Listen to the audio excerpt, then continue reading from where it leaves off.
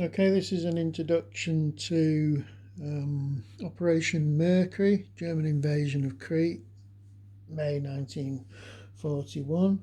I've redone this because I made a couple of errors in the original intro, which at one point is even split into two, which is pointless. Now, table space, we are looking at a 7-foot table to get all this in. Now, what you're seeing here is various parts of the north coast of Crete. These map areas don't actually directly run into each other. You see a point like this, there's actually a gap, and there's an off-map movement chart that sort of caters for all this. So if we're going from the west, far west, to the east at Castel, Malami, Map, Cannes, Suda. This one I can't even pronounce. It's something like Grogopolis or something. Then it will go to Rethymnon, and finally over there to Herculaneum. Now, historically, this was a German strategic and tactical victory, but the Germans took so many casualties they actually put an end to them as their parachute force, as an active unit within the German army.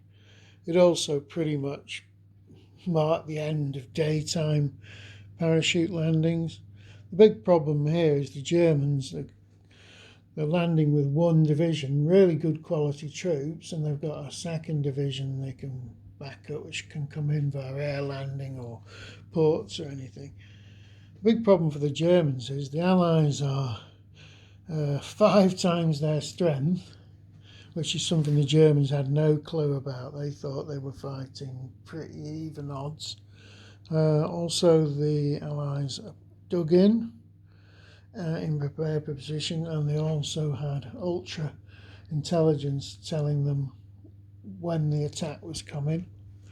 A lot of the German units are going to pretty much paradrop straight into the Allies' lap here, which cost them a horrendous amount of casualties in reality.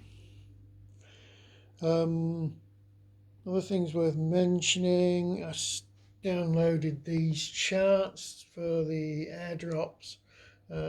These are from MMP's site, not from Board Game Geek, as I said in the last video. We've also got another play aid that does come from Board Game Geek, which just takes you through every single turn and highlights important events, because there's a lot of stuff going, like chits coming into the chit pool, etc. Certain units being released on certain times. Right, just looking at this from my point of view, I've played this before, but I'm doing refresher videos on this rule set. I would say the Germans haven't got a chance of winning this unless the Allies mess up because of the sheer number of units that we've got. But we shall see. The game is supposedly really well balanced, and we'll find out when we start playing it.